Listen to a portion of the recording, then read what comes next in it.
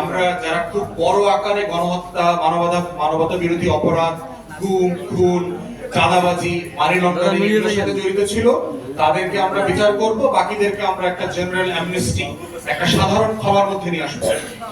তৃতীয় অপশন হতে পারে যে আপনার যারা আওয়ামী লীগের পদস্থ নেতা, কোনো না কোনো পদে তারা আছেন, ইউনিয়ন পরিষদ থেকে শুরু করে কেন্দ্র পর্যন্ত, তাদেরকে রাজনীতিতে নিষিদ্ধ করে দেওয়া।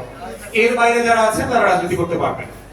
চতুর্থত হচ্ছে যারা আওয়ামী লীগের নির্বাচন করেছেন ইউনিয়ন পরিষদ থেকে শুরু করে এমপি পর্যন্ত, শুধুমাত্র তাদেরকে রাজনীতিতে নিষিদ্ধ করে দেওয়া।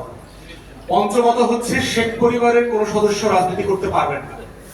ষষ্ঠত হইতে পারে যে আপনার যেহেতু আওয়ামী লীগ জাতি হিসাবে আমাদেরকে 3টা নির্বাচন থেকে বঞ্চিত করেছে, আওয়ামী লীগ জাতীয় পার্টি 14 দলকে আগামী 3টা নির্বাচন থেকে বঞ্চিত করা।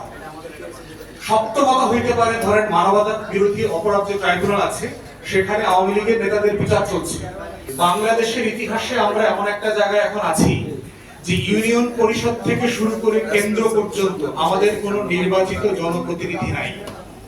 গত 53 বছরের ইতিহাসে এইরকম একটা রিয়েলিটিতে আমরা কখনো ছিলাম না।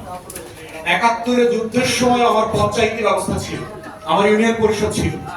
ইউনিয়ন পরিষদ ছিল বলেই রাজাকার বাহিনী গঠিত হয়েছে, শান্তি বাহিনী, শান্তি কমিটি গঠিত হয়েছে। ইউনিয়ন পরিষদ ছিল বলেই তখনও আপনার ত্রাণগিরি হয়েছে। আপনারা জানেন, পরিবারের কাছ থেকে শুনছেন যে ওই পাকিস্তানের পক্ষে যারা ছিল তারা কম দামে রেশন পাইতো, লবণ পাইতো, মুক্তিযোদ্ধা পরিবারগুলো না খেয়ে থাকতো। এই বাস্তবতাটার মধ্যে আমরা এখন বর্তমানে বাস করছি এবং আমরা